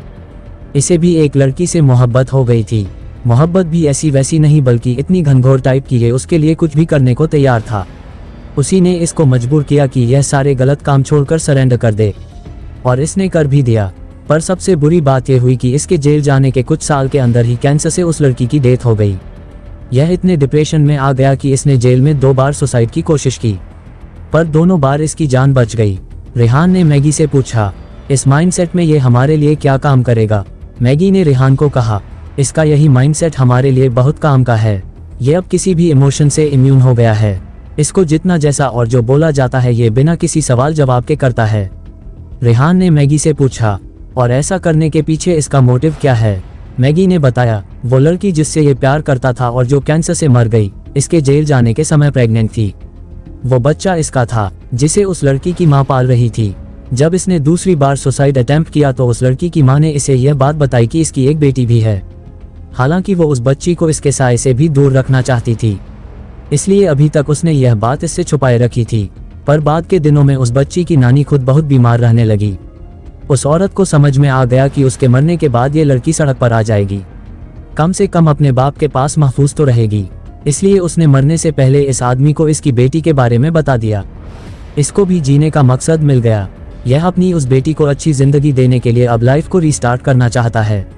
रेहान ने मैगी से पूछा, तुमने इससे बात की है? ये हमारे लिए काम करेगा? मैगी ने जवाब दिया, ये हमारे लिए जरूर काम करेगा, क्योंकि इसको हेराफेरी के अलावा दूसरा कोई काम आता ही नहीं है। हमारे पास पैसा अच्छा है, इसको कवरिंग अच्छी देंगे, और इसकी बेटी को डेफिनेटली एक शानदार फ्यूचर भी हम शो करेंगे। रेहान ने मैगी को कहा, इसको लेकर फिर भी मैं श्योर नहीं हूँ, और मुझे ये भी समझ नहीं आ रहा कि तुम इसको हायर करने में इतनी इंटरेस्टेड क्यों हो। मैगी ने रेहान को कहा, यकीन कीजिए सर, क्रुशियल टाइम में फुल प्रूफ प्लानिंग के साथ कोई भी मिशन कैसे एग्जीक्यूट किया जाता है जिसमें मिनिमम लॉस हो और लोगों को पता भी ना चले, इस काम में इसे महारत हासिल है। रेहान ने मैगी से कहा, ठीक है, इन तीनों से मेरी मीटिंग फिक्स करो, फाइनल डिसीजन उसके बाद ही लूंगा। रेहान ने फिर मैगी से पूछा, हम उस आर्ट क्लब का नाम क्या रखेंगे? मैगी ने फौरन कहा, कला संगम। ये नाम कैसा रहेगा सर? रेहान ने मुस्कुराकर कहा, अच्छा नाम है, ठीक है, यही नाम रखेंगे। रिसोर्ट से कुछ एफिशिएंट लोगों को अब क्लब में ट्रांसफर कर दो, उनकी एक्टिविटीज वही रहेंगी जो यहाँ पर करते हैं। उनके अलावा क्लब के लिए आर्ट म्यूजिक के जो भी टीचर्स तुम हायर करना चाहती हो वह भी कर लो, पर मेक श्योर यहाँ से जो भी एम्प्लॉइज शिफ्ट करोगी देखना कि उनकी लॉयल्टी पर कोई संदेह ना हो। हमको वहाँ पर अपने सबसे वफादार लोग चाहिए। मैगी ने हाँ में सिर हिलाते हुए कहा, हो जाएगा सर। मैगी ने रेहान को बताया कि उसने ऑलरेडी उस बंगले की रिनोवेशन का काम भी शुरू करवा दिया है। बंगले को क्लब की रिक्वायरमेंट के हिसाब से तैयार किया जा रहा है और जो नाम अभी रेहान ने अप्रूव किया है उस नाम का बोर्ड भी जल्द ही लग जाएगा। मैगी की एफिशिएंसी देखकर रेहान खुद को बहुत लकी फील कर रहा था कि उसके पास इस तरह की मैन पावर है जो आने वाले समय में उसको अपना एम्पायर चलाने में बहुत काम आएगी। कुछ दिन बाद रेहान मैगी के साथ क्लब गया। उस बंगले में किए गए चेंजेस देखकर रेहान सरप्राइज हो गया। मैगी ने उसको इंटेलिजेंस डिपार्टमेंट की रिक्वायरमेंट के हिसाब से बहुत एफिशिएंटली प्रिपेयर किया था। रेहान ने मैगी से कहा, यहाँ का काम तो ऑलमोस्ट कंप्लीट है, अब एक एक करके उन 3 लोगों से भी मिल लेते हैं जो तुम्हारे अलावा इस सिस्टम के में पिलर्स बनने वाले हैं। मैगी ने रेहान को कहा, मैं उनमें से एक को हौस खास के रॉयल स्टैग पब में मिलने बुला लेती हूँ। रेहान ने हाँ में सिर हिला दिया। रेहान जानबूझकर उन लोगों को अपने ऑफिस नहीं बुला रहा था, वो नहीं चाहता था कि रिसोर्ट में उनकी एंट्री मार्क हो। रेहान जब मैगी के साथ हौस खास पहुंचा तो उस पब के बाहर हंगामा मचा हुआ था। रेहान ने गाड़ी से उतर के देखा, 3 लड़के उस पब के सिक्योरिटी गार्ड्स और बाउंसर्स के साथ उलझ रहे थे। उनमें से एक लड़का चिल्ला रहा था, वो तुम्हारे पब की 2 टके की सिंगर, उसकी हिम्मत कैसे हुई मुझ पर हाथ उठाने की? उसको बाहर लेकर आओ, उसको बोलो मुझसे हाथ जोड़कर सबके सामने माफी मांगे, वरना मैं तुम्हारे इस पब का नामो निशान मिटा दूंगा। दूर से ही दिखाई दे रहा था कि वह लड़का बहुत नशे में है। सिक्योरिटी गार्ड उसको समझाने की कोशिश करता हुआ बोला, सर मैं मानता हूँ उस लड़की से गलती हुई, पर अब आप इस बात को जाने दीजिए प्लीज सर। उस लड़के के दोस्त ने कहा, ऐसे कैसे जाने दे बे, उसने हमारे ब्रो पर हाथ कैसे उठाया? या तो तुम उस लड़की को बाहर लेकर आओ वरना मैं उसे घसीट कर लाता हूँ। उन सब लड़कों ने बहुत शराब पी रखी थी। तीसरे लड़के ने सड़क पर से बड़ा सा पत्थर उठाकर पब की ग्लास विंडो की तरफ निशाना साधते हुए कहा, तू लड़की को बाहर लाता है कि तोड़ूं तुम्हारे शीशे? सिक्योरिटी गार्ड उन लड़कों को शांत करने की कोशिश कर रहा था। बाउंसर्स ने भी अपना गुस्सा जैसे तैसे दबा रखा था, वरना उनके एक्सप्रेशन से तो लग रहा था कि वह उन लड़कों की तबीयत से धुनाई कर देना चाहते हैं। रेहान थोड़ा आगे गया तो देखा कि शराब पीकर यह हंगामा मचाने वाला लड़का और कोई नहीं, वही बॉबी है जिसने ट्रिप के दिन कॉलेज के बाहर अपनी स्पोर्ट्स कार से बसों का रास्ता रोका था, जिसकी मैगी ने जमकर पिटाई भी की थी। बॉबी की शक्ल देखकर रेहान समझ गया कि उस पर बाउंसर हाथ क्यों नहीं उठा रहे। वो बेचारे भी मजबूर हैं, वो बॉबी की बैकग्राउंड से अच्छी तरह अवेयर होंगे, इसलिए ही उसको रफ ट्रीट नहीं कर पा रहे। रेहान ने वहां खड़े एक आदमी से पूछा, मामला क्या है? उस आदमी ने बताया, इस लड़के ने पब में जो लड़की गाना गा रही थी, स्टेज पर चढ़कर उसको गलत तरीके से हाथ लगाया। उस लड़की ने गुस्से में पलटकर इसको थप्पड़ जड़ दिया। तभी इसके सारे दोस्त स्टेज पर चढ़ गए और उस लड़की के साथ जबरदस्ती करने की कोशिश करने लगे। क्लब के सिक्योरिटी गार्ड्स और बाउंसर्स मजबूर हो गए इनको घसीट के पब के बाहर लाने के लिए। तब से इन्होंने यहाँ पर हंगामा मचा रखा है। बड़े बाप की औलाद हैं और इसका क्रिमिनल रिकॉर्ड भी है, इसलिए ही बाउंसर्स ने अपने हाथ रोक रखे हैं, वरना अब तक तो इन लड़कों के हाथ पैर तोड़ देते। रेहान ने उस आदमी की बात सुनकर उन सिक्योरिटी गार्ड्स की तरफ देखा। उनमें से एक गार्ड जो बॉबी को सबसे स्ट्रांगली रोकने की कोशिश कर रहा था, उसकी शक्ल देखते ही रेहान चौंक गया। रेहान ने उसे पहचान लिया था। पब में बॉबी और उसके दोस्तों ने उस सिंगल लड़की को छेड़ा था। इस बात पर लड़की के थप्पड़ मार देने पर वह लोग भड़क गए। तब मजबूरन सिक्योरिटी गार्ड्स ने बॉबी और उसके दोस्तों को पब से बाहर निकाल दिया। बाहर उन सब का आपस में झगड़ा चल ही रहा था कि तभी पब का मैनेजर भागता हुआ बाहर आया। उसने बॉबी को समझाने की कोशिश की तो बॉबी उस पब के मैनेजर को देखकर और भड़क कर बोला, तू जानता है ना तेरे इस पब को किसने फाइनेंस किया है? या तो तू उस लड़की को मेरे हवाले कर, वरना आज अभी से अपने इस पब को बंद समझ। बॉबी की धमकी से उस मैनेजर के माथे पर पसीना छलक आया। वह समझ गया कि बॉबी को कैसे भी शांत नहीं किया जा सकता। एक सिंगल लड़की के लिए वह अपना पब बंद होने नहीं दे सकता था। मैनेजर ने मजबूर होकर सिक्योरिटी गार्ड को कहा, जाओ उस सिंगल लड़की को बाहर लेकर आओ। मैनेजर के ये कहते हैं उनमें से एक सिक्योरिटी गार्ड बोला, यह आप क्या कह रहे हैं सर? ऐसे कैसे हम उस लड़की को इन लोगों को दे सकते हैं? क्या आप नहीं जानते कि यह लोग उसके साथ क्या करेंगे? मैनेजर ने उस सिक्योरिटी गार्ड को डांटते हुए कहा, तुम बीच में ज्यादा चौधरी मत बनो। मैं जानता हूँ मैं क्या कर रहा हूँ। उस लड़की के लिए मैं अपना पब नहीं बंद होने दे सकता। उस लड़की की अपनी किस्मत है, अब जो हो उसके साथ तो हो। जब सिक्योरिटी गार्ड मैनेजर से बहस कर रहा था तब रेहान ने उसे पहचान लिया था। वो वही आदमी था जिसका बिल उस दिन डिपार्टमेंटल स्टोर में रेहान ने पे किया था, जिसने कियारा के लिए शहद और अदरक वाला सजेशन भी दिया था। रेहान को याद आया कि उसने इस आदमी को अपना गोल्ड प्लेटेड विजिटिंग कार्ड दिया था जब वह रेहान के पे किए हुए पैसे लौटाने की जिद कर रहा था। रेहान ने एक्सपेक्ट नहीं किया था कि वो आदमी अचानक इस तरह किसी पब में उसे सिक्योरिटी गार्ड की तरह कभी यूं मिल सकता है। ये तो कंस्ट्रक्शन साइट पर काम करता था, रेहान ने मन में ही सोचा। रेहान अभी यह सब सोच ही रहा था कि बॉबी उस सिक्योरिटी गार्ड पर चिल्लाते हुए बोला, तेरा बॉस जो बोल रहा है तुझे समझ नहीं आ रहा। अगर 1 मिनट के अंदर तू उस लड़की को लेकर नहीं आया तो सबसे पहले तो मैं तेरा मुंह फोड़ूंगा।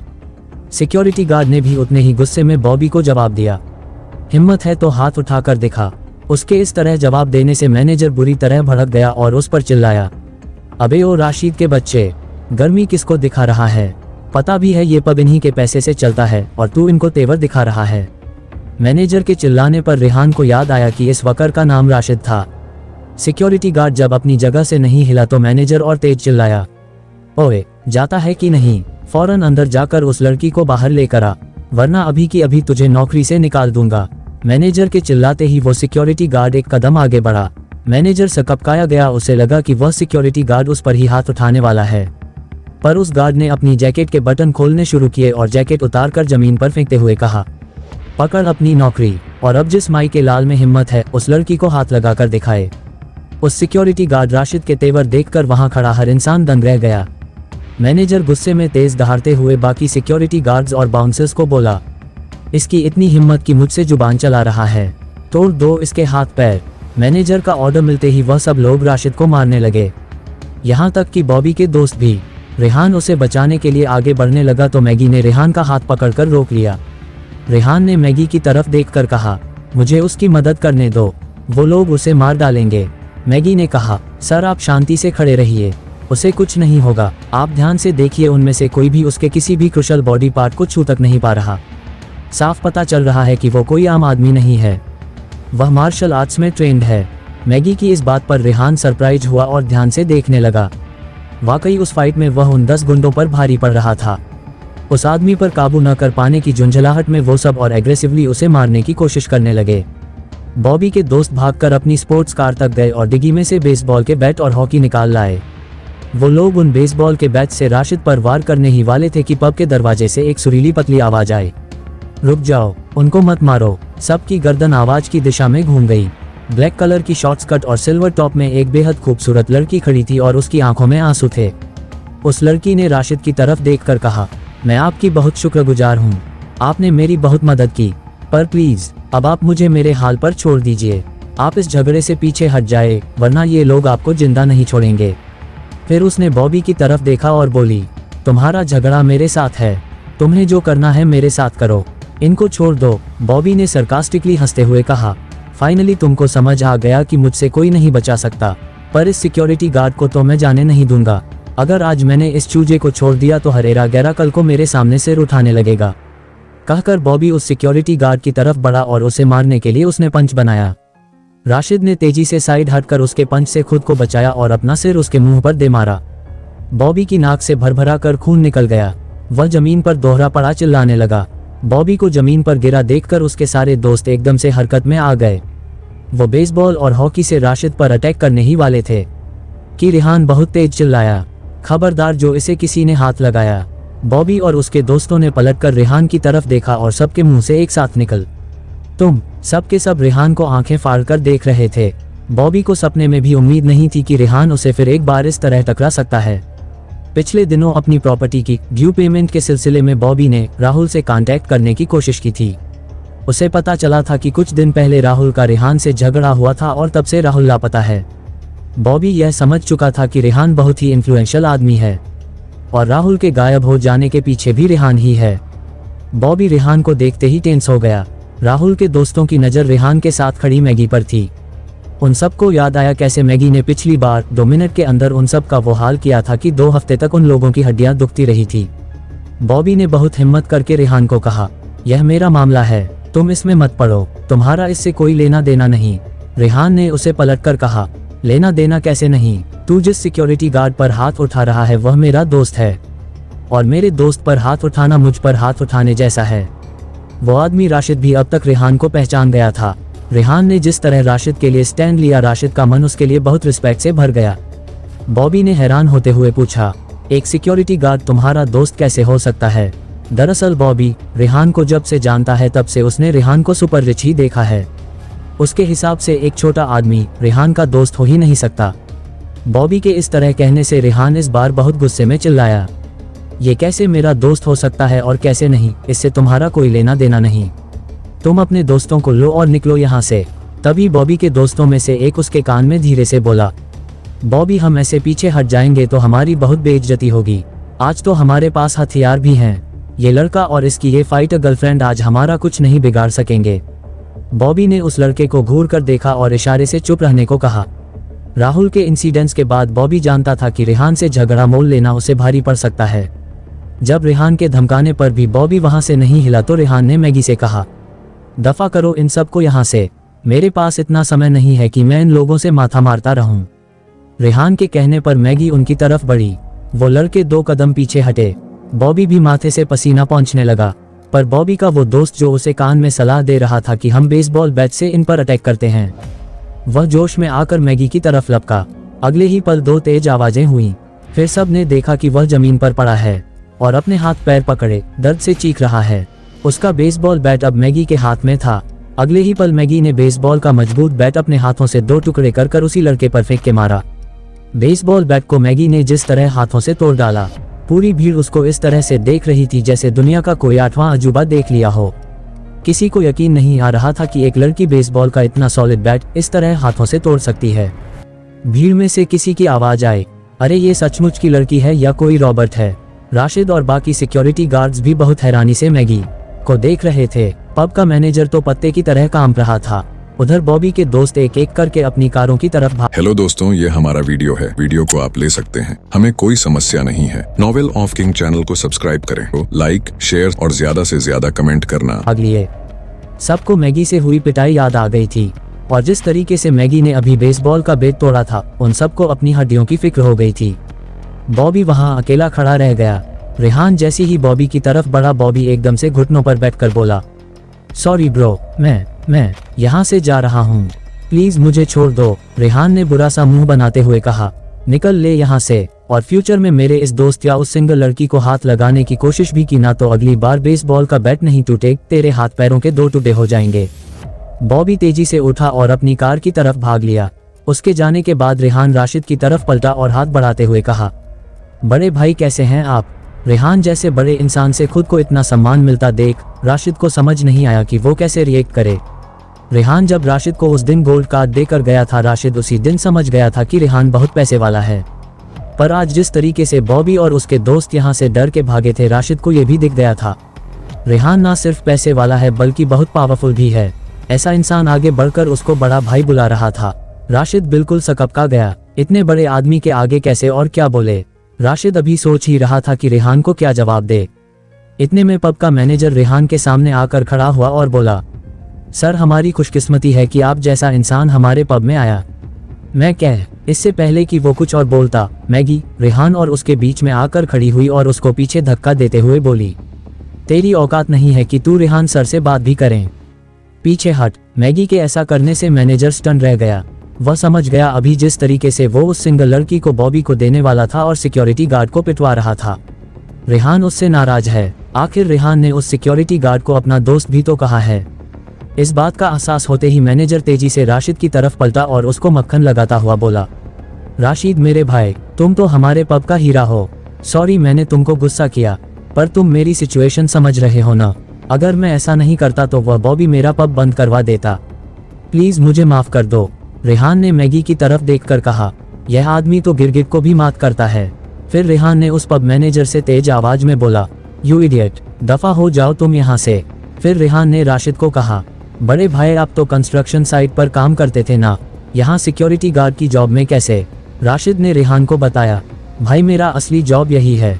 कंस्ट्रक्शन साइट पर तो मैं पार्ट टाइम काम करता हूँ ताकि 4 पैसे ज़्यादा कमा सकूँ, पर आज इस पब की नौकरी मैं छोड़ रहा हूँ। अपने लिए कोई और काम ढूंढ लूंगा, पर इस घटिया आदमी के लिए काम नहीं करूंगा। राशिद की बात सुनकर मैनेजर को तेज गुस्सा आया, पर उसकी हिम्मत नहीं थी कि वह रेहान के सामने राशिद को कुछ कह सके। फिर राशिद ने रेहान को झिझकते हुए कहा, भाई मुझे अभी आपके पैसे भी चुकाने हैं। फिलहाल मेरे पास पैसे नहीं है, पर मैं जल्दी ही आपके पैसे चुका दूंगा। मैंने आपका कार्ड संभाल के रखा हुआ है। रेहान ने बहुत प्यार से राशिद को कहा, बड़े भाई मैंने आपको पहले भी कहा है कि आपको वो पैसे वापस देने की जरूरत नहीं है। राशिद ने रेहान को कहा, और मैंने भी तो आपसे कहा था भाई कि मैं इस तरह पैसे नहीं रख सकूंगा। मेरा जमीर इस बात के लिए गवारा नहीं करता।